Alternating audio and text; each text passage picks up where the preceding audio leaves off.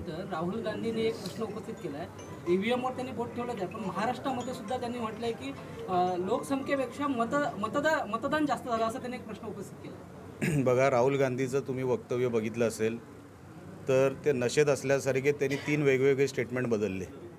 पहिल्यांदा म्हणतात की हिमाचलमध्ये 70 लाख म्हणजे लोकसंख्या आहे, तेवढे मतदार वाढले.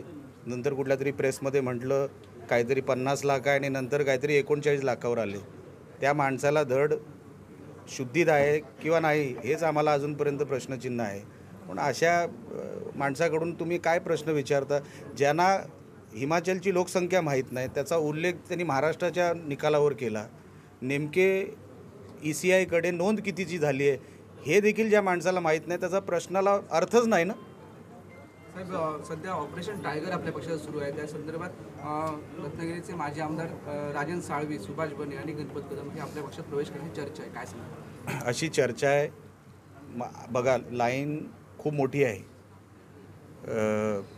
अनेक लोक आहेत ज्यांना आमच्या शिवसेनेमध्ये येऊन संघटनेमध्ये काम करायचं आहे.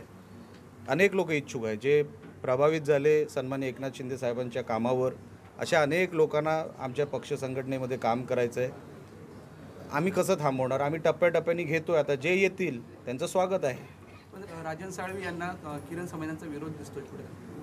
नाही, मला त्या गोष्टीची माहिती नाही.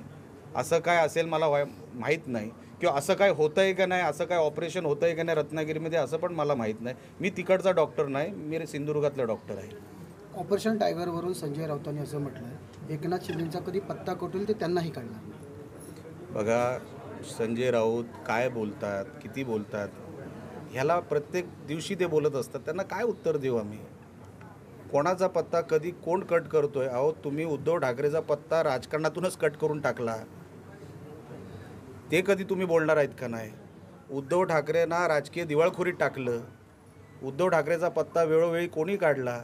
पवारांचा माणूस आतमधून कोण आहे हे उद्धव ठाकरेंना एकदा कळलं तरी अशी वार्ताच कधी संजय राऊत त्यांच्या तोंडातून शोभत नाही. माझं म्हणणं एवढंच आहे, संजय राऊत हे असंच बोलत राहावं.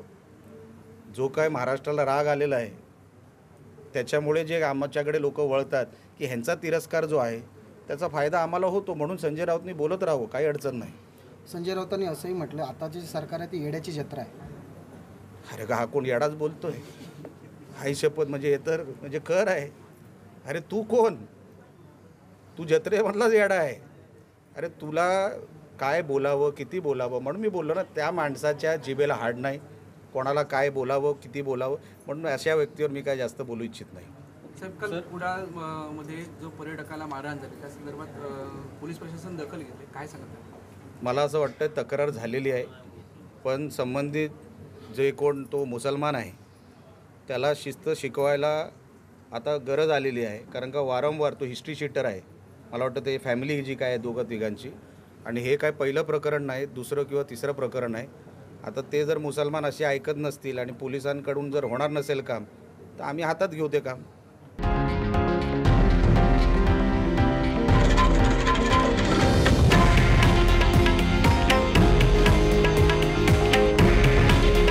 हे आहे देशातील नंबर 1 न्यूज नेटवर्क आणि आपण पाहत आहात TV9 मराठी. काळजी तुमची, हित महाराष्ट्राचं.